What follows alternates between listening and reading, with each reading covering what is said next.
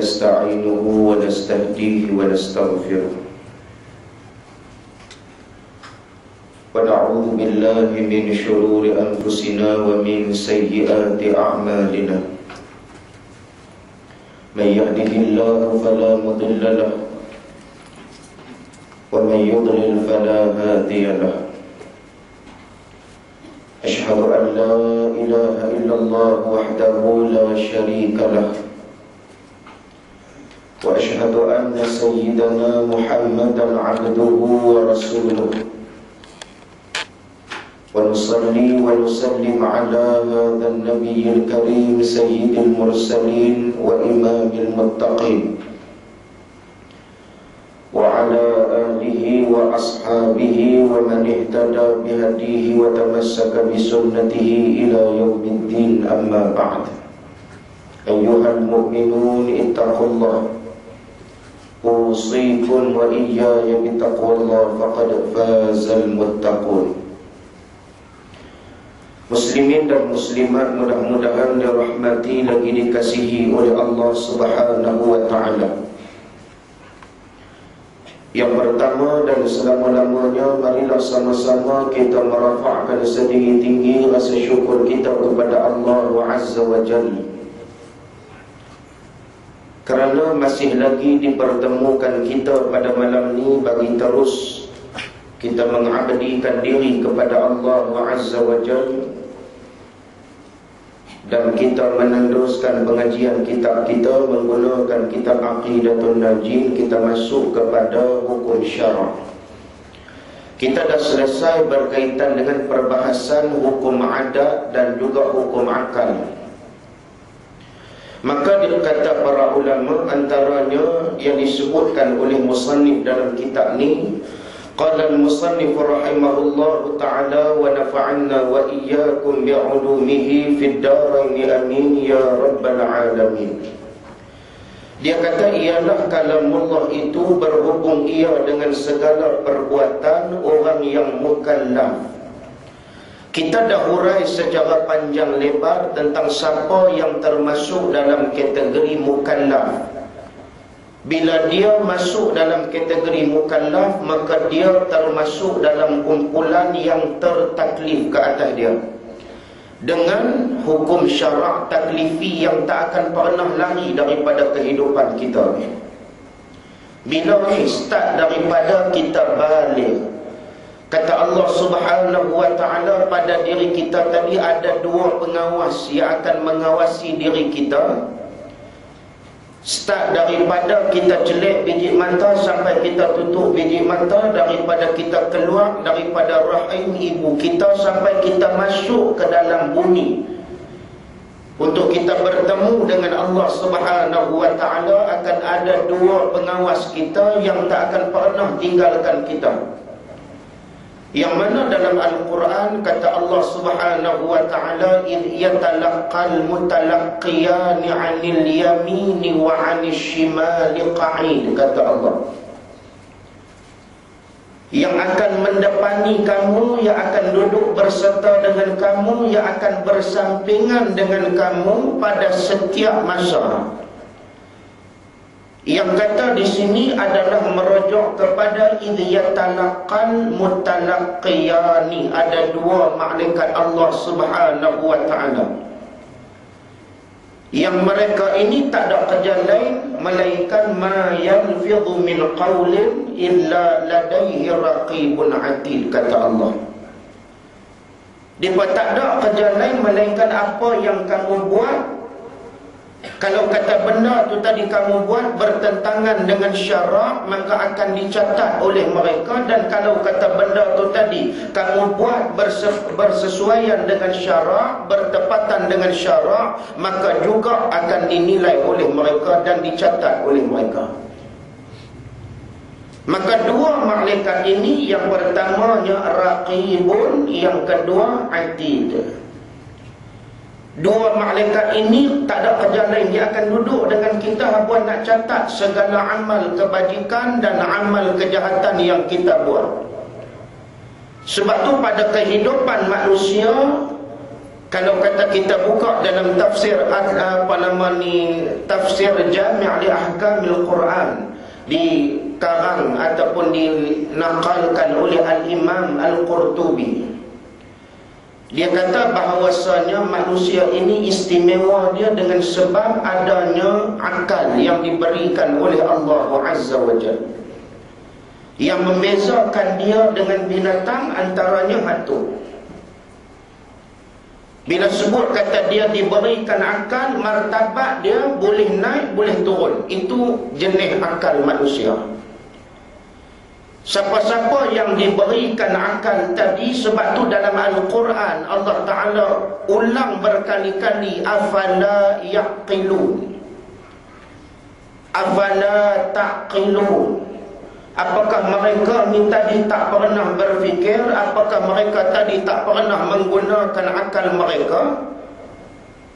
Sebab akal yang Allah Ta'ala bagi tadi ni untuk memandu umat manusia, sama ada dia akan pilih kepada jalan yang fajir, sama ada jalan itu jalan yang fujur, jalan yang buruk, jalan yang hina, atau jalan taqwa. Manusia yang apabila dia keluar hidup atas dunia ni tadi, dia tahu kata dia ada tanggungjawab kepada Allah Subhanahu wa ta'ala, maka dia akan cuba isikan hidup dia tadi dengan amal-amal kebajikan berdasarkan kepada segala nikmat Allah Subhanahu wa ta'ala yang dia dapat. Tapi main dengan manusia yang akal dia tak boleh nak proses apa.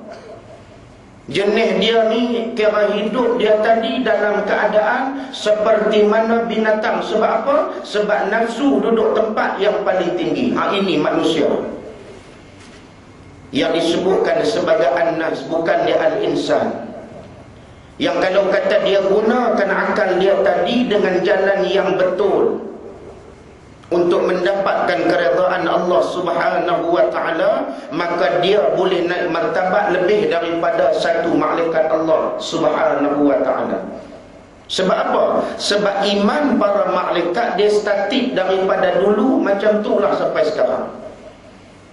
Tapi iman para nabi, iman para rasul senantiasa menjulang naik. Sebab dia manusia biasa, tapi dia melakukan ketaatan kepada Allah Subhanahu wa ta'ala. Tapi kalau kata dia tadi dah dapat akal, dia salah gunakan akal dia tadi, dia boleh turun lebih rendah daripada binatang.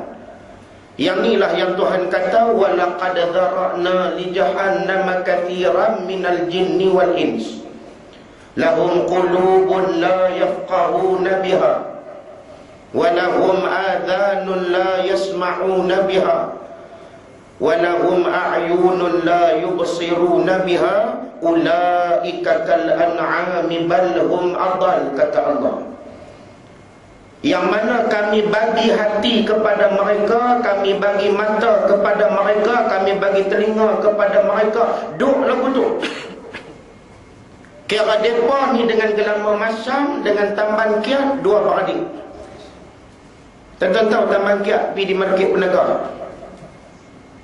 Taman Kiat ni kalau kata tuan-tuan buh depan televisyen, suruh dia tengok semua apa yang Allah Ta'ala bagi jadi, dia boleh hurai kat kita ke? Tobat lahum, tak nak boleh. Lagu itulah manusia yang ada mata, yang ada telinga, tapi dia tak pernah ambil ibrah daripada segala apa yang Allah Ta'ala buat di atas muka bumi Allah Subhanahu wa Ta'ala. Sebab dia ni dengan menantang, kira menantang pun bagus. Pasal menantang tak ada akal. Sebab tu Tuhan kata depa ni tadi ulaika kal an'am, macam binatang ternak, balhum adall, bah lebih teruk daripada tu. Sebab itulah Allah Subhanahu wa ta'ala berikan kepada kita yang disebutkan sebagai hukum syarak. Hukum syarak ni bertujuan dia apa dia? Nak menjaga, nak membendung umat manusia daripada terkeluar kepada landasan kemurkaan Allah Subhanahu wa ta'ala. Tuhan punya sayang dekat kita sampai lagu tu. Dia dah habaq dengan jelas dah benda ni haram, benda ni makruh, benda ni sunat, benda ni harus, semua dah habaq dah. Sebab tu agama dia berdiri di atas dalil. Agama tak berdiri atas cerita kawan tu kata, kawan ni kata. Tak. Hari ni yang saya paling risau pada hari ni, orang makin gemar kepada pengajian. Saya paling risau. Ikutnya bila sebut kata orang gemar kepada pengajian ni tadi, saya kena suka, tapi saya risau. Saya takut orang cari pengajian yang salah. Hari ni semua orang bila sebut kata nak jadi bagus ni tadi, macam-macam cara boleh buat. Dia bubuh serban, dia bubuh jubah, bercakap bab agama lebih sikit, lebih kurang lagu tu, ustaz dah. Hari ni bukan susah. Saya teringat kata Abdullah ibn Mubarak. Abdullah ibn Mubarak dia kata, zaman aku ni wa yuktharul ulama wa qalilun khuta. Zaman aku ni kira cerita dia sangat-sangat sikit orang yang boleh berceramah, tapi ramai ulama dalam zaman aku. Tapi ke depan ni akan mai satu zaman di mana ulama makin kurang, penceramah makin ramai. Tuan-tuan sedar ke tak benda ni dah jadi dah pada hari ni? Penceramah dia jadi macam mana Maggi ni. Ui, cepat sungguh. Kira rendam dalam air hangat sat tu, kira kembang jadi Maggi. Telan, porak, kenyang. Dia tak tahu Maggi tu rasa kari ke, dia tak tahu Maggi tu rasa ayam, dia kata Maggi, dia balut. Yang ni yang saya paling risau pada hari ni. Boleh sepatah dua ayat Quran, lepas daripada tu kira boleh sikit buat-buat apa nama ni, cerita ada apa-apa ke, ustaz dah. Saya bukan dengki, saya bukan marah, tapi saya takut orang hidup dalam kisah-kisah yang bukan-bukan ni. Di Singapura ada seorang nama dia TM Fauzi. Tentang biasa dengar nama ni. Buka dalam YouTube saya lagi balik. Dia cerita dia semua Allahu Akbar. Cerita kadang-kadang ala-ala suku bidu-bidu. Dia kata zaman Syekh Abdul Qadir Jailani ni, zaman tu kira anak murid tu ada 5,000 orang. Nak bagi masa tu speaker tak ada, macam surah Ghufran tak ada speaker, mikrofon pun tak ada. Habis tu nak bagi dengar suara tu guru ni lagu mana, anak murid semua pakat-pakat angkat tongkat lagu tu, tongkat jadi speaker. Hai, kalau kata dia buat main cerita ni tahun 35 orang mungkin boleh hafal. Ni cerita ni tahun 2014 ni. Sebab tu kita pada hari ni ramai yang qusas. Qusas ni siapa dia? Orang yang boleh bercerita benda yang tak ada asas daripada Nabi Muhammad sallallahu alaihi wa alihi wasallam. Yang inilah yang kita kena risau. Sebab tu didatangkan hukum syarak, dia ada haram, dia ada makruh, dia ada wajib, dia ada sunat, dia ada harus. Tujuan dia apa dia? Sebab dia nak menjaga ketulinan agama. Kamu kata haram itu sebab apa dia yang menjadi haram benda tu? Ada dalil daripada Quran ke tak?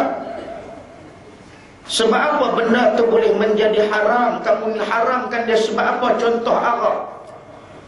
Arak ada tak dalam Al-Quran? Ada. Nak berlaku pengharaman arak itu pun antaranya berlaku beberapa kali. Wa yas'alunaka 'anil khamri wal maisir. Itu cara yang pertama, peringkat yang pertama Allah Subhanahu wa taala. Bagus, tolong buka kipas. Kan? Jangan doa aircon saja, nak berpeluh pokok dah ni. Saja tak tunjuk. Kan? Pasal apa? Pasal duduk aircon lah. Jadi tuan-tuan dikutuk saya pula. Baik. Itu nas yang pertama yang digunakan oleh Allah Subhanahu wa taala untuk nak bagi tahu kepada manusia bahawasanya arak ini lebih besar mudarat berbanding manfaat. Kemudian bila kata mai seorang pula sahabat Nabi yang semayang, bila kata semayang dia tadi, dia ulang tangkulia, cari kepala lakum, tak jumpa-jumpa. Pasal minum araknya pasal lah. Dia duk pusing, wala ana abidum ma abattum wala antum abiduna ma a'bud wala ana abidum ma abattum wala antum abiduna ma a'bud wala ana duk ulang 40 kali. Lepas tu barulah turun pula ayat ya Allah Subhanahu wa ta'ala kata la taqrabus salah wa antum sukara. La itu nahi li tahrim, haram kalau kata kamu nak menghampirkan diri kamu kepada sembahyang dalam keadaan wa antum sukara. Sukara di sini maksudnya mabuk. Tu yang panggil sakaratul maut tu. Sakaratul maut tu maksud dia apa? Dia mabuk mati. Dalam keadaan tu kita dalam keadaan serabut dah pada waktu tu. Maka bila sebut kata wa antum sukara, kamu dalam keadaan mabuk, jangan kamu hampir sama sekali kepada juzuk semayang. Jangan kamu masuk kepada semayang.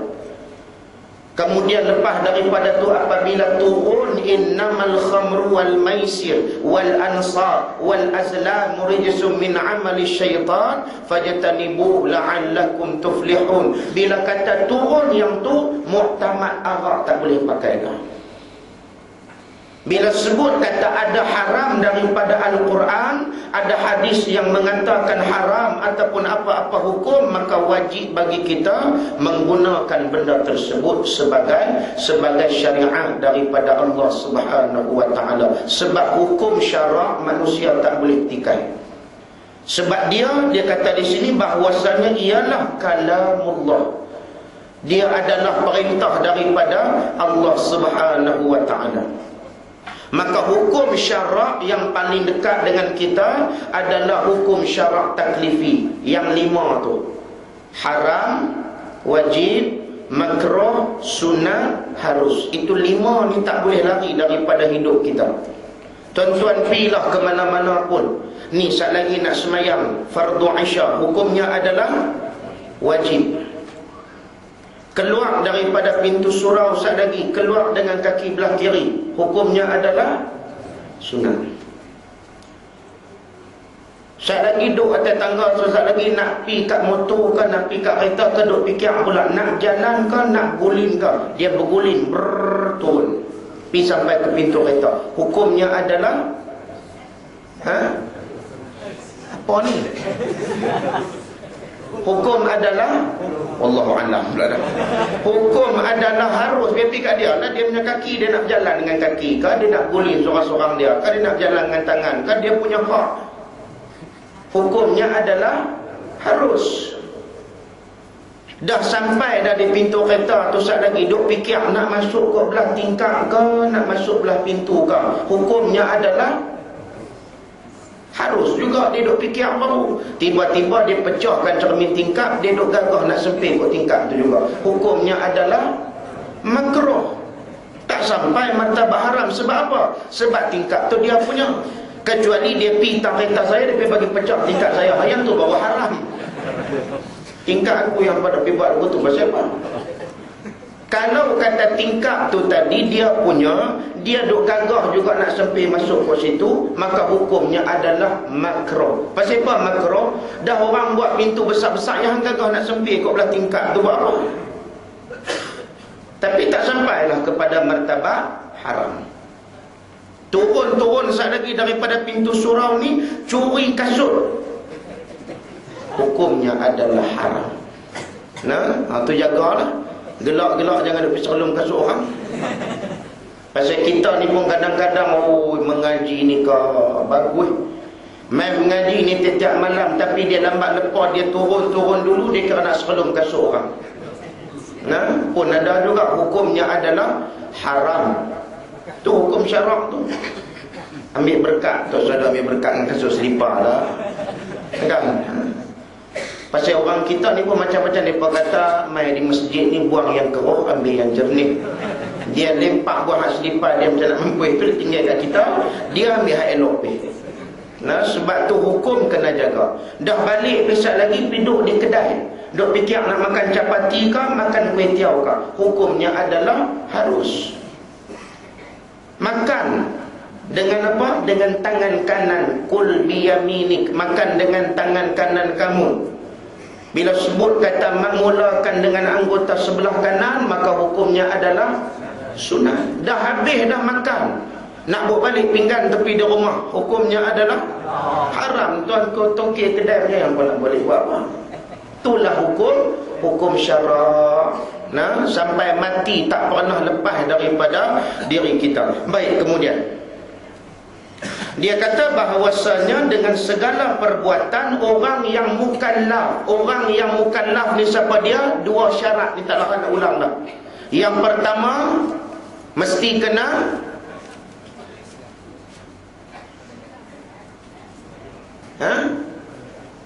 ya. Saya tengok balik ni jawab. Saya tengok balik ni jawab. Dia kena balik. Amboi, tiap-tiap bulan dia duk ngaji dah ni. Dia kena balik. Yang kedua, dia kena berakal. Itu dua syarat mukallaf. Kalau kata dia balik saja tetapi dia tidak berakal, namanya gila. Orang gila tak gaduh suruh dia pergi sembahyang. Bulan puasa tak gaduh suruh dia puasa. Kadang-kadang dia meminta kanji kat kita. Kita kata, "Nusak gitu tunggu buka puasa." Dia nak puasa apa? Dia gila. Sebaik dia tak kata, "Hang tu mau kena puasa, aku ni kena buka puasa." Bila sebut saja kata dia tu gila, maka terangkatlah catatan pada diri dia tadi. Nah, maka dia tak perlu. Kalau kata dia tu juga budak-budak mumayyiz, kanak-kanak, tapi dia masih boleh bezakan di antara kelambu dengan tilam. Dia boleh beza. Dia boleh beza nasi dengan bubuk. Maka yang tu masuk dia masuk dalam kategori mumayyiz. Dia dapat beza najis dengan makanan, maka dia masuk dalam kategori mumayyiz. Maka manusia yang macam ni, dia termasuk dalam kumpulan yang tidak baligh, maka dia berakal, maka dia juga bukan termasuk dalam kategori mukallaf. Ni tuan-tuan tolong ingat nah, bila sebut kata mukallaf, inilah dua syarat mukallaf. Kita mengaji ni dah berapa lama dah, kita Aqidatun Najih ni. Tolong letak dalam kehidupan kita tadi, pastikan kita jelas apa benda yang kita mengaji. Sebab saya risau pada hari ini, pengajian memang banyak, tapi saya tak tahu pasal apa yang duk mengaji sampai 20 tahun sampai tak tahu apa pun ada lagi. Duk mengaji bayar semayang ni lama dah, tapi mau kalau kata kita tanya sikit saja dia molak. Ni kuliah ni pasal apa ramai? Pasal tak ada periksa, tu saya buang tebiak. Okey tuan-tuan, kita ada sedikit ujian pada malam ni 8.30 sampai 9.30. Kan? Rasa-rasa yang seorang ustaz nak ambil cucu pergi tuition, padahal cucu pun tak ada dah. Ustaz minta maaf, saya hari ni cirit sikit ustaz, tak ada tu. Macam-macam lah nanti duk ada. Hari ni pasal kuliah ni tak ada periksa apa, duduk lagu tu ya, dia kira ramai duduk dengar lagu tu balik, duduk dengar lagu tu balik. Sebab tu kalau kata kita tengok hari ni, kuliah ni memang bagus lah. Satu kuliah sampai 5-6 ribu orang hari ni kuliah. Kan? Tapi dalam kuliah tadi yang kita dengar kalam ustaz, kalam para asatidzah tadi ni, apa yang kita ambil daripada kuliah dia tadi? Yang tu yang kita nak, biar mengaji ni tadi ada manhaj. Mengaji ni tadi ada kaedah, ada cara, ada disiplin kita. Sebab kita nak mengaji bukan selama-lamanya. Kita nak mengaji kalau boleh sampai satu masa kita nak pula menyampaikan ilmu tu kepada orang lain. Biar kita ni bukan ustaz tak apa, tapi kita boleh berkongsi sesuatu. Nah, sebab kita pada hari ini adalah semuanya adalah orang yang menyeru kepada jalan Allah Subhanahu wa taala. Tu dalam WhatsApp group ke apa kan, duduk tu cuba baca satu kitab ke apa ke, buat keluar satu soalan, buat keluar satu tak apa juga dia dupin merepet yang ni, merepet yang ni, tapi bukan grup di sini, grup di Afrika ni. Kadang-kadang naik sampai tak tahu kepala ekor apa pun nak baca hari ni. Sampai duk ada pending sampai 152, 258 satu-satu grup. Tengok tu kalau kata-kata hikmah para ulama ke, pesanan Imam Syafi'i ke, apa nama sifat-sifat Imam Malik ke, mengenali para salafus salih ke, tak apa juga. Kan?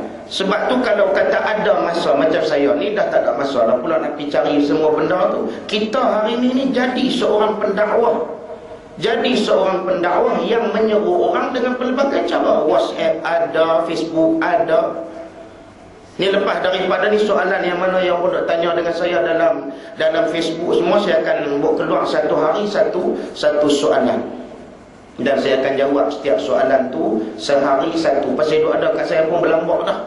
Tak larat dah duk nak tunggu kuliah apa semua ni, cerita dia lambat, maka saya kena buat keluar juga. Sehari satu hukum. Kadang-kadang bab fiqh, kadang-kadang bab hadis, kadang-kadang bab apa nama ni, macam-macam. Sebab kita pada hari ini mengaji ni jangan kira di mana-mana. Mengaji bukan takat malam. Mengaji siang pun mengaji, malam pun mengaji. Kecuali tidur tak mengaji. Celek bidik mata tu, buka WhatsApp tu, cuba tembak dia bagi, jom kita solat tahajud. Tapi kena tengok jam lah. Kalau kata jaga pukul 10, tahajud apa? Jangan dia buat kemas pula. Oi, ustaz kata kena tembak pergi sembahyang tahajud, dia jaga pukul 10 pagi, 10 pagi tembak pergi tahajud. Nampak sangat tak terdik tu. Sebab kita hari ni semua adalah pendakwah belaka. Kalau nak harap kepada kumpulan asatizah saja nak buat ceramah, nak buat kuliah, boleh, tapi masalahnya terhad. Hari ni kita mengaji satu benda. Contoh, kita mengaji 3 pesanan Fudail bin Iyad. Kita tulis dalam tu. Apa dia 3 pesanan Fudail bin Iyad, contoh dia. Apa dia yang dikatakan sifat, apa dia yang dikatakan sunnah. Yang ni semua kita kena faham. Al-Quran dia main dalam berapa bentuk? 3 bentuk. Bayan kulli, bayan ijmali, bayan tafsili. Tulis apa dia bayan ijmali, apa dia bayan tafsili, apa dia bayan apa nama ni kulli. Baca. Sebab hari ni orang agama dia kena merata-rata dah. Sebab kita tengok pada hari ini kekuatan umat Islam yang paling ketara adalah ilmu. Tetapi ilmu pastikan dijawab berdasarkan kepada dalil. Haram, sebab apa menjadi haram? Cadbury, pasal apa Cadbury boleh jadi haram? Ada babi. Tengok-tengok tadi nak main pula tadi, dia hantar pula puntung rokok pula ada babi. Allah, babi lagi. Malaysia kalau kata seminggu tu cerita babi saja. Ni negara kita. Tak tahu nak komen macam mana. Kan? Babi itu satu bab dah lah. Yang yakin pun bila keluar kata halal tu pun satu bab pula.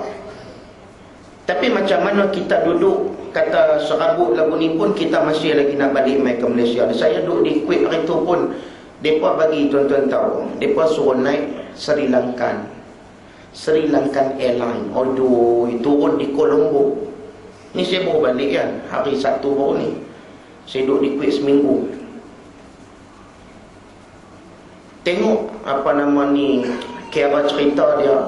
Depa tu lagi teruk daripada kita. Pramugari dia panggil. Seat nombor 1 sampai ke nombor 40. Masuk dulu. Dia tak kira 1 ke 40. Kau dia keluar macam mana lembu daripada kandang. Aduh, kita tengok kata patutlah pun Tuhan buat dia hitam. Pasal tak erti bahasa ni. Serabut lagu tu kita rasa lebih baik aku balik main di Malaysia ni. Serabut lagu ni pun boleh gagah lagi lah. Ni macam mana hari ni, ni isu yang duk jadi, ni isu babi ni.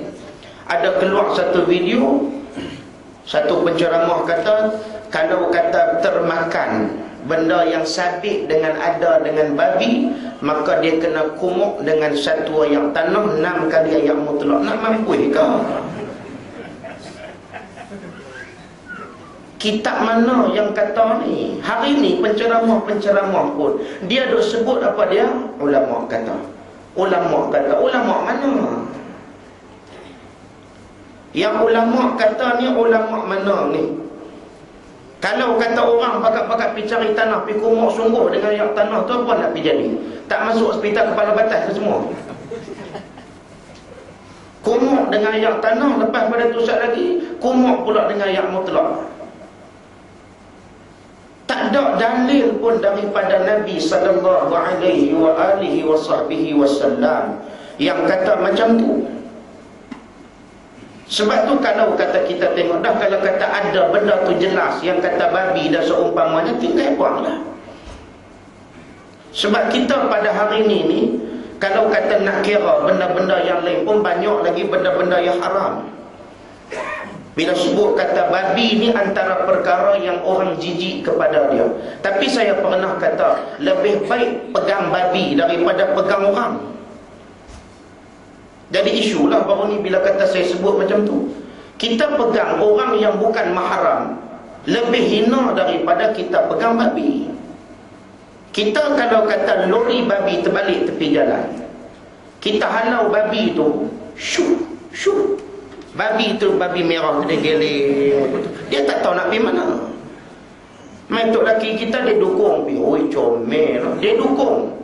Dua-dua kering. Tak gaduh sertu ke apa ke, tak payah. Dia bukan samak, dia panggil sertu dalam istilah fiqh. Samak ni kulit binatang, hak kita nak buang lendir tu baru nama kata samak, guna tawah. Yang ni bila sebut kata 6 ayat mutlak, 1 ayat tanah tu nama dia sertu dalam kaedah fiqh. Maka bila sebut kata lagu tu, pegang babi lebih mulia daripada pegang perempuan, pegang lelaki yang bukan mahram. Sebab tu kalau kata kita tengok hukum anjing dan babi ini pun luas. Hatta dalam mazhab Imam Malik sendiri pun, kalau kata kita lihat, dia ada banyak ketidaksamaan dengan mazhab Imam Syafi'i. Dia ada hujah-hujah dia tadi.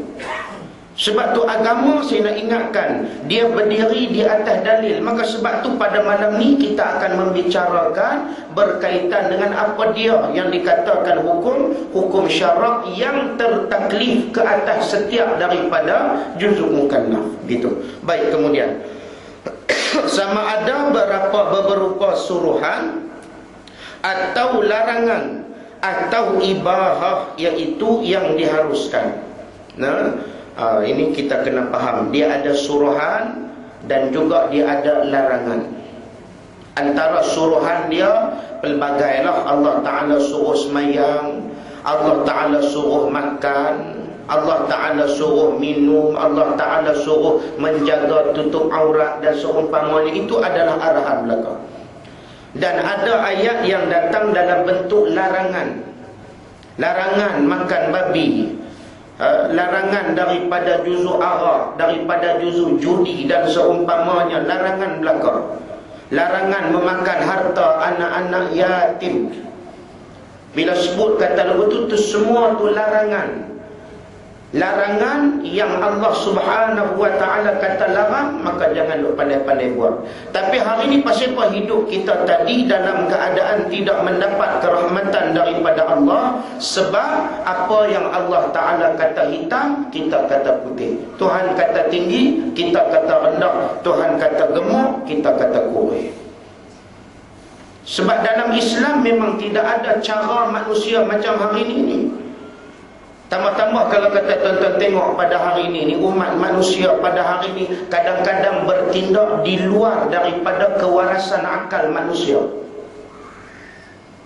Benda yang Allah Ta'ala kata, mereka tak pernah setuju langsung.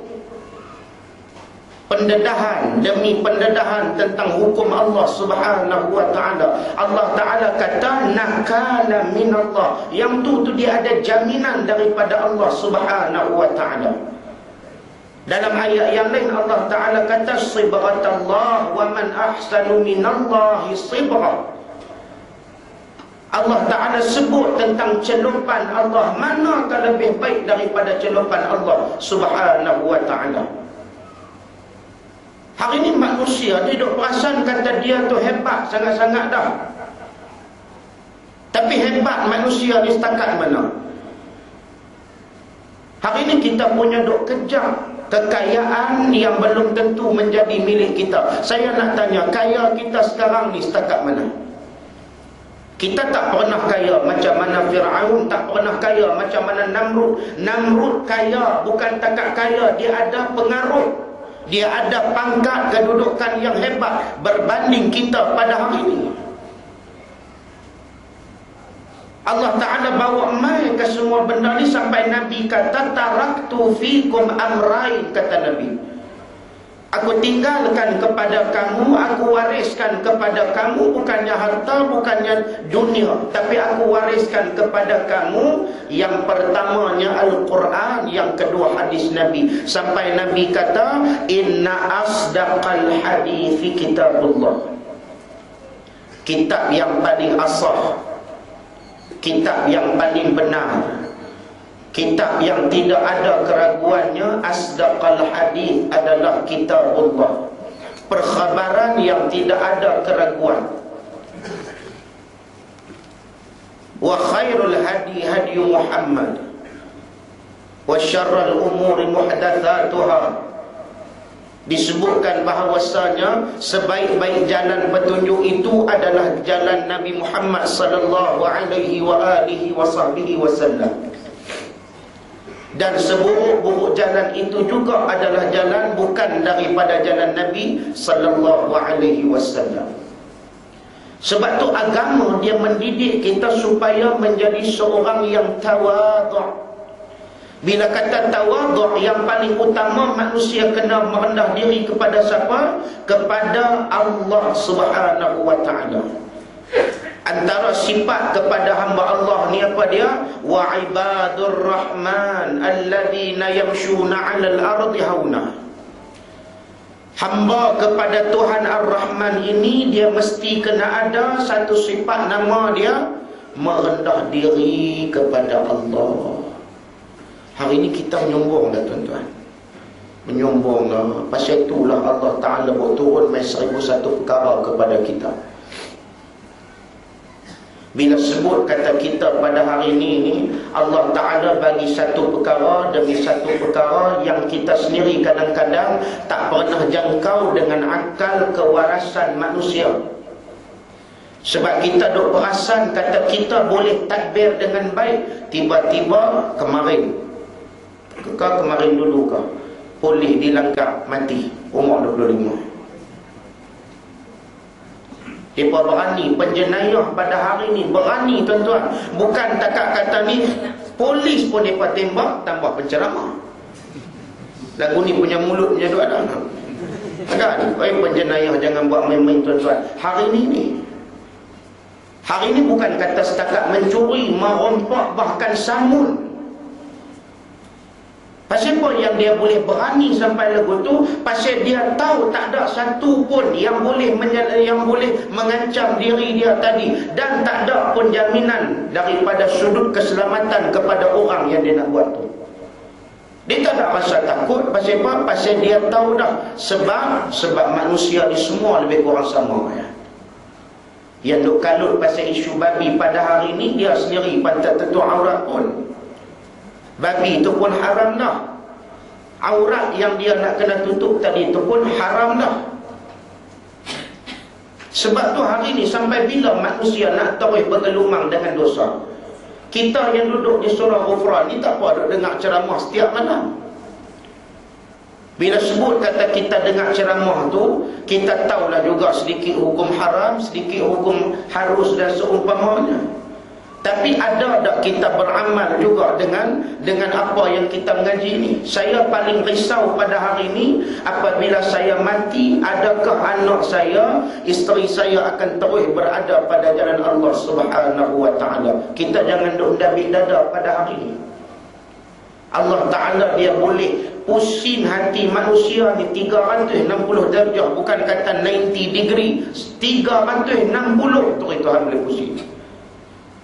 Yang duk mai ke masjid pada hari ini pun, kalau kata dengan hukum syarak ya Allah Ta'ala bagi tak mau nak ikut, maka yang itulah yang akan menyebabkan Allah Ta'ala kalih hati kita. Hari ini berapa ramai orang agama Allah Ta'ala hidupkan dia dalam keadaan hina? Berapa ramai? Hari ini ramai orang-orang agama, cukup ramai. Tapi yang paling bermasalah pada hari ini siapa dia? Orang agama atau orang biasa? Orang agama. Buka syarikat umrah, menipu siapa dia? Haji. Haji apa? Haji nombor tu.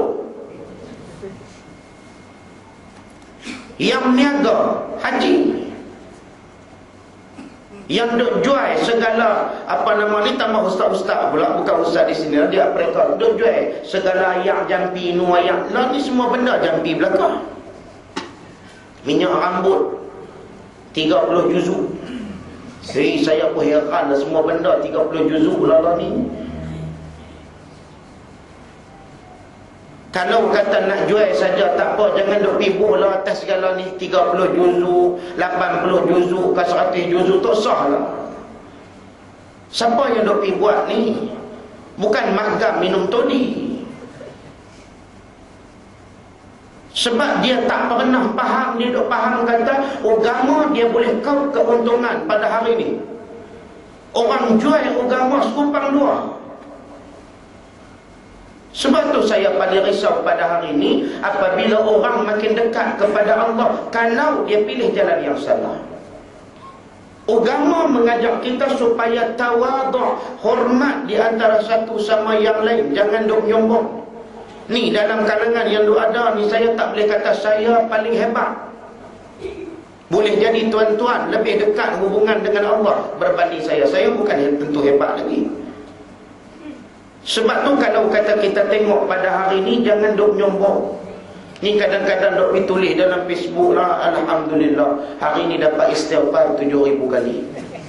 Oi, banyaknya hang istighfar. Tak ada jalan lain aku no. 7,000 kali ni masa bila yang duk istighfar ni? Dakwah Nabi hadir tang sana, Nabi hadir tang sini. Saya tak pernah marah nak buat majlis cinta Rasul ke, nak buat majlis apa nama lantunan mahabbah, buatlah, pasal kita pun memang sayang dekat Nabi. Tapi jangan ulu. Saya nak pesan yang tu ya. Dengar-dengar sekali lagi semalam Nabi hadir dalam majlis kita. Tuan-tuan, cerita ni dia nak pusing macam nak arkam. Arkam ajak orang buat apa? Tu, Asy'ari dulu ni. Apa yang dia ajak orang buat? Dia ajak orang berzina ke? Dia ajak orang minum arak ke? Tak. Dia ajak supaya orang dekatkan diri kepada Allah. Dia mengajar dengan ilmu-ilmu yang semua tu tadi tak ada pun bertentangan dengan syarak. Sampailah dia mula mendakwa kata Nabi Muhammad mai jumpa dengan dia semalam, Nabi Muhammad mai duduk tang ni, Nabi Muhammad sekian. Cerita ni dia duk pusing macam arkam balik lah.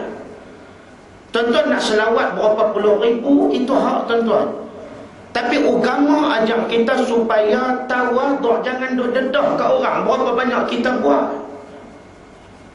Ni kadang-kadang, ustaz saya memang saya sedap-sedap daripada celek biji mata ni, memang duk puasa dah sunat rejab ni. Celek-celek biji mata ni kira cerita memang duk puasa dah sunat rejab tu. Ni tak lama nanti main pula lah. Dia panggil apa nama, Nisfu Sya'ban. Nanti mula duk tanya dengan ustaz-ustaz lah. Macam baru ni lah, hari Khamis kan, baru ni kan 1 Rejab. Khamis 1/5. Dia tanya ustaz, kalau kata macam saya ni kan nak puasa sunat ustaz, bagus tak ustaz esok? No. Takkan puasa sunat tapi dapat dosa aku, dapat pahala lah. Baguslah jawapan dia. Tapi masalah dia ustaz, macam esok kan ada kenuri ustaz kan? Tu kalau kata lagu tu, kalau kita nak kena buka puasa ke tak ustaz? Kalau kata ada kenuri, buka lah. Tapi kita dah duk puasa dah ustaz. Kalau lagu tu puasa lah. Tapi saya kita memang kenuri, kita duk tengok pula lagu tu kan ustaz kan? Kalau kata lagu tu, makan lah. Loh, duk buka tutup ni bila cerita nak habis ni? Hak jenis lagu tu cukup ramai. Kemarin saya tegur dalam kuliah saya dalam radio semalam. Nak tanya soalan pun pada-pada lah ni, kadang-kadang nak perkenal ustaz ramai juga. Dia duduk belakang, dia tanya-tanya ustaz, dia tergelak seorang kikik nampak apa ya. Saya mengajar satu masjid hari tu ni, ada tetamu main rumah, bacalah satu hadis. Nabi kata, kita makan apa, kita minum apa, yang dia pun kena minum hak tu juga. Kalau kata kita minum teh, dia minum teh. Tapi masalah dia ustaz, kalau kata dia tu tak mau minum teh, dia nak minum Milo ustaz. Kita nak pergi jawab apa? Kalau kata boleh punggai gelas ni, saya punggai lama lah. Tapi saya takut tak main kuliah lah pula. Kita kata kalau kata lagu tu bancuh lah Milo. Tapi kata kan hari dia nak Milo tu, Milo pun habis. Apa kau punya 3 suku punya manusia lagu ni pun ada. Lagu ni tak sedap main mengaji lah, menyemuk kampung kan. Takkan saya nak kena pergi habak kot. Habis kalau kata habis, pergi beli kedai atong. Takkan saya nak kena pergi cerita beli di mana, pukul berapa paket nak beli. Tak usah tanya lah jenis-jenis lagu tu menyemuk lah. Sebab kita pada hari ni pasal tu yang kata mai hukum syarak apa semua ni, dia nak ajar kita, dia nak disiplinkan diri kita. Tawaduk mesti kena ada. Kita berzikir berapa banyak terserah, kita nak selawat berapa banyak terserah. Tapi jangan sampai kita duk habaq dekat orang. Semalam alhamdulillah tuan-tuan, saya bermimpi Nabi sallallahu alaihi wasallam mai putih. Pejam mata pula kita tengok. Anak-anak murid ni kau tengok sampai lagu tu lah tok guru ni. Tak usahlah, kita tahu ke betul yang tu Nabi. Nah, kita tak nafi ada orang memang diberikan kurniaan kepada dia untuk dia mimpi Rasulullah.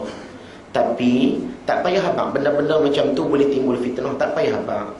Nah, saya pesan ni pasal duk ngaji dengan saya ni. Kan? Sebab kadang-kadang kita tak payah doa sebab kita tak tahu telinga yang mendengar macam-macam. Ada telinga yang khianat, ada telinga yang hasad, ada telinga yang syukur, macam-macam telinga tu ada. Sebab tu tak payah duk dihabaq kata berapa puluh ribu kali mimpi, tak usah. Sebab tu Syekhul Islam Ibn Taymiyah dia ada buat satu kitab apa nama ni, Baina Awliya'ir Rahman dan juga Awliya'ir Syaitan. Wali Allah dengan wali setan. Nah, sebab kita tak tahu yang hadir dalam mimpi kita tu tadi, kita tak tahu betul keadaan Nabi sallallahu alaihi wasallam. Syaitan memang dia tak boleh mimpi, dia tak boleh menyerupai Nabi sallallahu alaihi wasallam, tapi dia boleh menyerupai orang lain. Yang orang tu tadi kita kata dia tu Nabi. Tu kita risau tu. Macam dulu di Syria ada seorang syekh nama dia Syekh Rajab.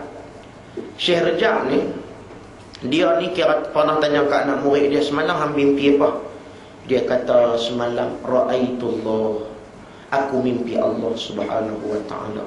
Anak-anak murid yang lain ni duduk dengan Allah duduk lagu tu semua. Ni dah mimpi Allah Ta'ala ni. Lepas tu, macam mana kaifa wajhullah, macam mana hang boleh nampak yang kata rupa Allah Ta'ala tu macam mana, segak ke tak?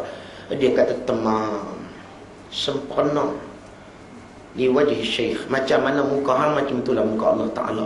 Tok syekh dia tiba sama dengan Allah Ta'ala pula. Apa kau punya serabutnya duk jadi lala ni? Dulu di balik pulau dulu ada geng hak jenis duk berzikir, pergi buat apa nama kelambu apa semua, pakat-pakat duduk dalam tu, pakat-pakat duduk berzikir lah, berzikir sampai boleh nampak Allah Ta'ala pula. Nampak Allah Ta'ala ni cahaya dia merah ni, kita kata merah kapek kan? Tak, merah lain. Selagi mana dia boleh habaq kata zat Allah Ta'ala lagu mana, selagi mana dia boleh habaq warna tu warna apa, tu nama dia sesat.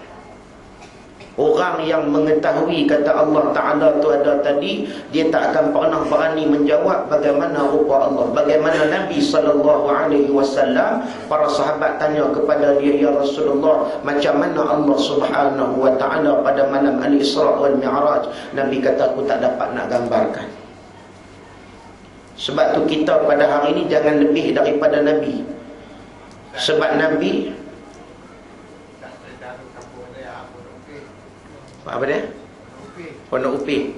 Dia duduk di Pulau Betung pun ada kot. Nah, Pulau Betung pun ada. Geng-geng balik pulau lah. Kan? Dia pasal dekat dengan Seronok. Kan? Seronok, salah satu kampung yang paling seronok di Pulau Pinang. Situlah. Tuan-tuan masuk memang seronok sungguh. Masjid tak ada, kuliah, seronok. Terima kasih je. Baik.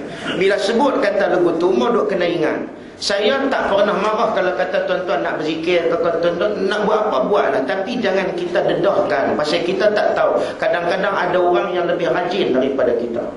Kita doa abang kata kita bangkit sembahyang tahajud ke 5 pagi. Ada kawan kita bangkit ke 4 pagi, kita tahu. Yang dia tak pernah cerita dekat orang. Kita jangan duk cerita lah. Cuba jadi macam mana jagung. Jagung ni bagus tak? Bagus. Jagung ni buah dia berlambak, tapi dia katuk tak tunjuk ke orang. Mau kalau kata buah janggut ni, kalau buah dia sebiji, orang yah tunjuk ke orang. Tuan-tuan cuba tengok buah janggut. Buah dia sebiji je, tapi telanjang bulat tunjuk ke orang.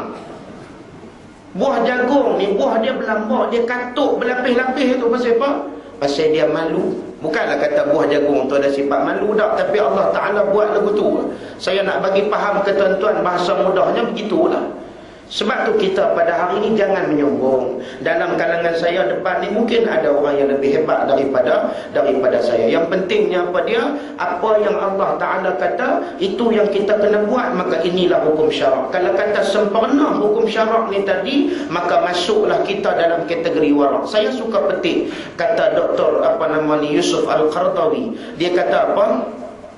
Bahawasanya manusia zaman kita ni zaman 2014 apa semua ni, nak cari manusia yang warak amat-amat susah. Tapi kalau kata dapat seorang yang dia tadi boleh menjaga diri dia, melaksanakan semua yang Allah Ta'ala suruh, dan dia tinggal apa yang Allah Ta'ala larang, itulah warak dalam zaman kita pada hari ini. Nak capai kepada warak Umar bin Umar Al-Khattab tak boleh. Sebab dalam waktu Nabi duduk hidup, zaman para sahabat, siapa yang paling warak, Nabi tak tengok melainkan Sayyidina Umar. Umar adalah orang yang paling warak. Tapi Umar cakapnya tegas, jalannya tegak, suaranya kuat, kepimpinannya hebat. Itulah warak.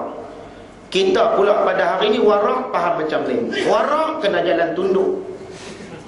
Tunduk ni sampai tak tengok siapa dah. Macam mana Demang Qura tu, yang tu baru nama kata warak. Kira mu kalau kata muka ni sampai nak serabut, yang tu baru nama kata warak. Bulu hidung ni sambung dengan misai, misai turun sambung dengan jambang, jambang sambung dengan janggut, janggut terus sampai ke bawah. Sampai lagu tu punya kotor, mereka faham kata itulah warak. Dah. Warak ni banyak takrifan para ulama. Antaranya kata Abdullah bin Mas'ud, kalau kata orang tu boleh jaga haram, boleh jaga halal, itu juga termasuk dalam kategori warak. Dia cukup jaga bak halal bak haram, memang dia jaga.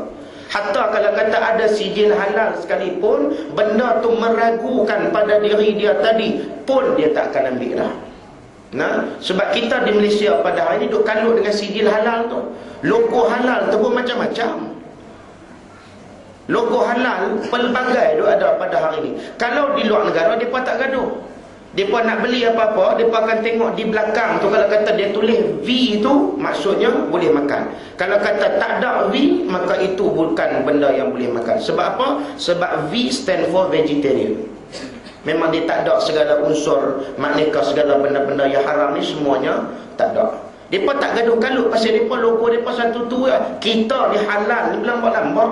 Halal yang nu, halal yang ni, halal yang nu, halal yang ni. Akhirnya tengok-tengok Cadbury pula datang alai. Punya duk pergi sesah sampai dekat berapa puluh galen, berapa puluh kilo punya Cadbury punya duk pergi makan dah. Kan? Sebab tu kita pada hari ni warak tu kena faham dulu. Bila kata capai kepada makna warak, baru boleh sampai kepada makna taqwa. Sebab orang dia tak akan pernah naik kepada martabat taqwa apabila dalam diri dia tidak ada unsur ihtiyat, unsur berhati-hati tadi. Nah, maka didatangkan hukum syarak. Nak jaga siapa? Bukan jaga Allah, jaga kita. Jaga kita untuk mendapat apa? Keredaan Allah Subhanahu wa ta'ala. Baik, dia kata termasuk di dalam suruhan itu dua perkara. Yang pertamanya adalah wajib. Nah, yang pertamanya adalah unsur wajib. Berarti orang yang mengerjakannya diberikan pahala, dan yang meninggalkannya disiksa oleh Allah Subhanahu wa ta'ala. Nah, sebab tu bila sebut kata wajib itu, nama dia wajibatus syar'i, nama dia. Nah, wajib pada syarak. Apa dia yang kata wajib pada syarak ni? Wajib kena buat, suka tak suka, mau tak mau, ndak tak ndak, wajib kena buat. Tak ada pilihan dah. Kalau kata tinggal, kita akan termasuk dalam kumpulan yang berdosa. Nah, siapa yang tarikis salah, man tarikis salah muta'ammida faqad kafara jihara. Siapa-siapa yang meninggalkan sembahyang saja-saja muta'ammida faqad kafara jihara. Maka ulama bincang pula yang kata kufur itu kufur apa? Antaranya kata Al-Imam An-Nawawi rahimahullahu ta'ala bahawasanya kufur itu terbahagi kepada dua. Yang pertama kufur ni'mat, yang kedua kufur hakikat.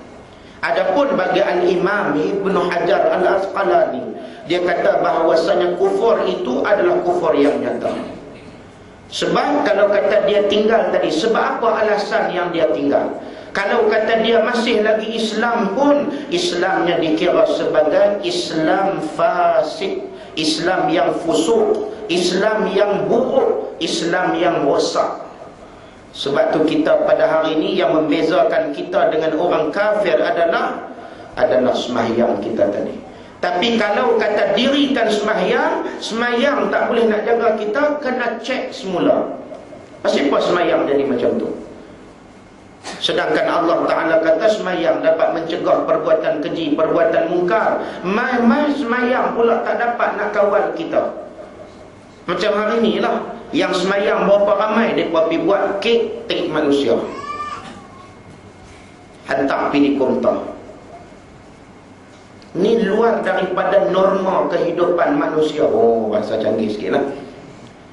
Dia di luar daripada kewarasan akal manusia ni. Dia buat kek tu daripada taik manusia, pergi bagi dekat orang. Kita ni walaupun berbeza macam mana sekalipun fahaman, berbeza macam mana sekalipun ideologi, tetap hukumnya adalah haram menghina manusia sampai kepada martabat yang macam tu. Bagi saya orang yang buat ni memang tak ada iman kepada Allah Subhanahu wa ta'ala. Hatta kita sendiri pun kalau kata kita benci pun, kita tak boleh benci kepada tubuh dia. Kita tak boleh benci sebab yang tu Allah Ta'ala yang buat. Yang kita boleh benci adalah kepada sifat dia, kepada akhlak dia, kepada perangai dia, kepada sikap dia. Sebab itulah Nabi SAW kata innama bu'ithu liutammima makarimal akhlaq. Aku main ni pasal aku nak bagi santun, aku nak bagi cantik, aku nak islah balik akhlak hangpa tu, aku nak bagi akhlak hangpa tu bagi nampak cantik.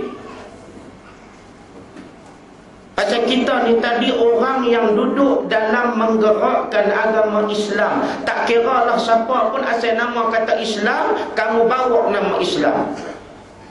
Kalau kata yang buat tu tadi kat pihak boleh gagah, ni nama dia Islam. Sebab tu saya heran pada hari ini, orang yang mengaku Islam lah yang paling merosakkan nama Allah Subhanahu wa ta'ala. Nama agama dia lah yang paling merosakkan kita pada hari ini. Sebab itulah apabila kita tengok bahawasanya dia kata wajib pada syarak itu sebab dia nak mendidik umat manusia supaya dapat menjadikan akhlaknya tadi akhlak yang diridai oleh Allah. Cuba kita baca balik kisah Raja, satu manusia, Raja bin Haywah. Dia ni merupakan penasihat kepada Khalifah Umar bin Abdul Aziz. Bagaimana dia menjadi penasihat. Orangnya hebat, akhlaknya cantik, sebab dia meletakkan Allah dalam kehidupan. Yang kita sebut Allah ghayatuna. Bila sebut kata Allah sebagai matlamat kita, ke semua sudut daripada hidup kita wajib berpaksikan kepada hukum Allah Subhanahu wa ta'ala. Maka sebab tu bila sebut kata wajibatul syar'i, benda tu kalau kata tak suka, kita wajib kena buat juga. Antaranya dia kata di sini salat, yang kedua puasa bulan Ramadan, yang ketiga zakat dan lain-lain perkara. Baik, kemudian dia kata benda yang menjadi suruhan juga adalah perkara sunat. Sunat dengan sunnah lain. Sunnah adalah apa-apa juga yang dilakukan ataupun yang diperakui oleh Nabi ataupun yang dilisankan oleh Nabi, fi'lin atau taqririn. Sama ada benda tu diperakui oleh Nabi atau dilisankan oleh Nabi atau diperlakukan oleh Nabi sallallahu alaihi wasallam, maka dia termasuk dalam perkara sunnah. Sunnah adalah hukum. Sunnah adalah hukum. Sunnah adalah perlakuan ataupun perakuan ataupun perkara yang dilisankan, yang dipercakapkan oleh Nabi sallallahu alaihi wasallam. Sebab tu sunnah pun kita kena faham. Macam hari ni lah, ada orang dia kata apa? Bekam itu adalah sunnah Nabi. Nabi sallallahu alaihi wasallam dia bekam pasal apa? Cuba baca balik hadis. Sebab tu hadis kita tak boleh faham daripada sudut literal. Tak boleh faham lagu tu, baca lagu tu tak tu ya. Nabi dia berbekam pasal satu hari dia sakit kepala yang teruk, dalam hadis sahih riwayat daripada Imam Muslim. Nabi dia berbekam dengan sebab dia sakit kepala, maka dia pun berbekam. Kita yang tak sakit apa pada hari ni tak sah lah. Kan tak payahlah nak pergi kata orang. Tapi kalau kata saya nak buat juga ustaz, nak buat tak salah. Cuma jangan kata benda tu menjadi sebagai satu sunnah yang tasyri'. Dia sebab sunnah ni pun dia ada sunnah yang tasyri'iyah atau ghairu tasyri'iyah. Dia dua. Ada sunnah juga disebutkan sebagai sunnah jibiliyah. Itu tuan-tuan kena mengaji lain lah. InsyaAllah kita akan bincang lain lagi. Nah, macam mana kita tengok lagi berkaitan dengan tongkat apa semua ni. Nabi Muhammad dia bertongkat. Hadis Ummu Salamah. Ummu Salamah ni siapa dia? Dia merupakan isteri Nabi sallallahu alaihi wasallam, janda anak 5. Kahwin dengan Nabi selepas kewafatan suami dia. Dia kata Nabi ini bertongkat pasal apa? Pasal dekat-dekat akhir kehidupan Nabi, badan Nabi dia sedikit besar. Maka Nabi dia memerlukan kepada tongkat untuk nak menguatkan pergerakan dia tadi. Maka sebab tu Nabi dia bertongkat, sebab Nabi kurang lahat. Baru ni saya jumpa kawan saya umur 30 bertongkat dah. Kita kata pasal apa bertongkat ni? Sunnah. Hang jangan hina sunnah Nabi. Kita tak pernah hina sunnah, tapi memahami sunnah itu adalah satu kewajipan supaya kita tak terkeluar daripada fahaman yang sebenar. Ni apa Yasir ni? Kena pegang tongkat ni. Sebab kita pada hari ni kadang-kadang kita suka pandang orang yang mana kalau kata orang tu tak buat, dia kata dia tu tak ikut sunnah Nabi sallallahu alaihi wasallam. Kita nak buat tak salah, tapi jangan menghukum orang. Kadang-kadang kita boleh pakai jubah, tapi orang tu dia tak boleh pakai jubah. Kita kata apa? Dia tak ikut sunnah Nabi sallallahu alaihi wasallam. Bukan. Kalau kata dia duk pakai kemeja T dengan selek saja, tiap waktu duk main semayang 5 waktu. Bila kata mengaji, dia akan main mengaji. Dia tetap berhak mendapat syafaat Nabi pada hari kiamat esok, walaupun dia tak pernah pakai jubah. Kalau kata orang tu hidup dia di masjid, di surau, mengaji tak pernah tinggal, jubah pun tak pernah lekang, sujud-sujud nombor ekor dah keluar 4-4-3-2 enggak melambung. Pergi kata imam tu, imam kata ni nombor aku kau. Tengok nombor dia pun tak ada. 2-3-4 ekor ni pun tak punya nombor dalam masjid. Maka tetap tak dapat syafaat daripada Nabi sallallahu alaihi wasallam. Sebab tu saya nak ingatkan, kita jangan mudah menghukum. Sunat ni apa dia? Sunat ialah orang yang mengerjakannya diberikan pahala, dan yang meninggalkannya tidak disiksa. Maksudnya kita ada pilihan, buat dapat pahala, tinggal itu tidak berdosa. Kata Al-Imam Baijuri, dia kata bahawasanya kalau kata boleh, manusia kena perbanyakkan ibadah sunat.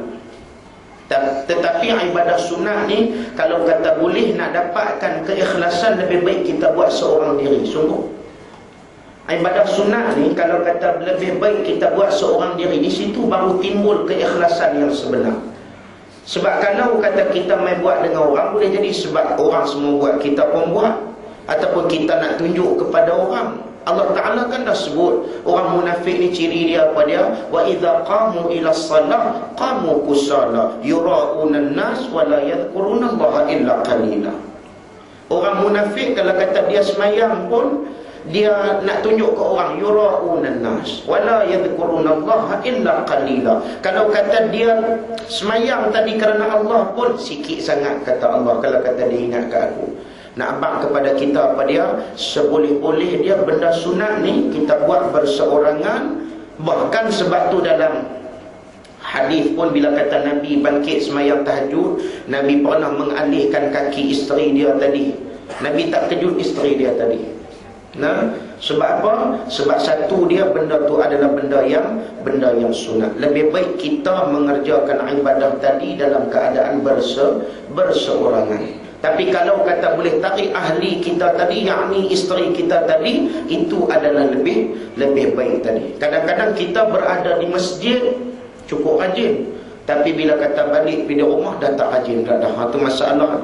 Sebab tu kita mesti kena murnikan niat kita kerana Allah Subhanahu wa taala. Kita duk baca inna salati wa nusuki wa mahyaya wa mamati lillahi rabbil alamin. Pasal apa kita duk baca yang tu? Pasal nak bagi petri dalam hati kita ni. Kata aku buat apa pun semua kerana Allah Taala belaka. Aku pergi kerja kerana Allah. Aku berkahwin kerana Allah. Aku melahirkan zuriat kerana Allah. Aku melayani isteri aku kerana Allah. Aku buat apa pun pada hari ini semuanya kerana Allah Subhanahu wa taala. Sebab kita adalah matlamat kita itu adalah Allah Subhanahu wa taala. Bila kita jaga dalam soal hukum syarak ni tadi, maka akan selamat kita dunia dan akhirat Allah. Baik, kemudian dia masuk di dalam larangan dan juga tegahan ialah dua perkara. Saya masuk sikit saja lagi iaitu yang pertamanya haram, iaitu orang yang mengerjakannya disiksa dan orang yang meninggalkannya diberikan pahala. Ini disebutkan sebagai haram. Haram tak ada pertikaian. Maksudnya kalau kata haram, haram. Kalau kata kita tinggal, kita dapat pahala. Kita buat, kita akan diberikan dosa. Makruh iaitu orang yang meninggalkannya diberikan pahala, dan orang yang mengerjakannya tidak disiksa. Nah, insya-Allah kita akan perhalusikan lagi pada pertemuan yang akan datang apa dia contoh wajib, apa dia contoh sunat, apa dia contoh makruh. Makruh ni pun ada sebahagian ulama yang mengatakan makruh ni terbahagi pula kepada dua, makruh tahrim, makruh tanzih. Nah, dia ada dua, tanzih dan juga tahrim. Apa dia contoh-contoh dia tu? InsyaAllah kita akan bincang lagi. Dan dia akan main lepas daripada ni ibahah harus. Nah, hukum harus ni bagaimana?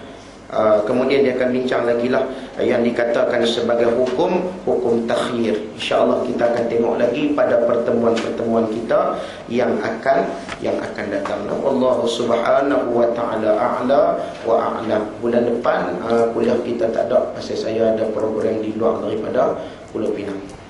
Nah, saya takut tak sempat balik. Ya, minta ustaz untuk lancarkan derma untuk jemaah surau kita yang menghadapi masalah saman. Jemaah kita ni masih belajar dan tidak mempunyai duit untuk membayar saman. Jadi nak minta jasa baik daripada jemaah surau agar dapat membantu sahabat kita ini. Ni saya lancarkan tabung derma saman. Malaysia pun banyak saman kan. Macam gelap jalan lagi tu. Jalan lah. operasi dah. Tuan-tuan semua cermin gelap kan ni? Ha? Cermin mata gelap. InsyaAllah kita berjumpa pada pertemuan yang akan datang, dalam siri kuliah yang akan datang. Cuma saya nak sebut sikit tentang hukum pakai inai. Banyak saya tengok orang duk pening dalam YouTube kata, dalam Facebook kata hukumnya adalah haram. No. Dia bukan haram daripada sudut qat'i. Dia haram daripada sudut zanni. Sudut zanni. Dia bukan haram daripada sudut qat'i. Sebab tu jangan kita mudah duk kata haram orang pakai inai. Terutama bagi pengantin lah, duk pakai 3 jari ke berapa jari apa semua tu.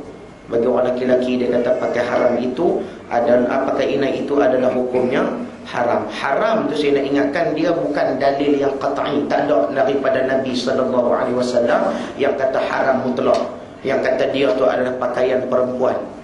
Sebab ada ustaz dia kata haram dengan sebab apa? Sebab inai adalah perhiasan bagi orang perempuan. Lain dengan sutera, lain dengan mah. Mah memang ada hadis Nabi kata, sutra pun macam tu. Nabi kata ala dhukuri ummati. Ni yang kata dua benda ni tadi haram ke atas dua jenis lelaki. Yang pertamanya sutra, yang keduanya mah. Tapi kalau kata inai tak ada qat'i, dia cuma haram daripada sudut zanni. Sebab tu kalau kata kita nak upload apa-apa hukum, terus rujuk dulu dengan siapa-siapa sebelum kita keluarkan hukum tadi. Memang ada ustaz-ustaz yang kata haram, tetapi haram bukan dalam bentuk haram yang qat'i. Haram dia cuma dalam bentuk haram yang zanni. InsyaAllah kita akan bincang dengan lebih panjang pada 2 bulan akan datang. 2 bulan akan datang puasa dah. Maka kita jumpa tazkirah Ramadan. Wallahu a'lam. Siru ala barakatillah. Assalamualaikum warahmatullahi wabarakatuh. Kita tangguh dengan tasbih kafarah dan surah al-Asr. Asyhadu an la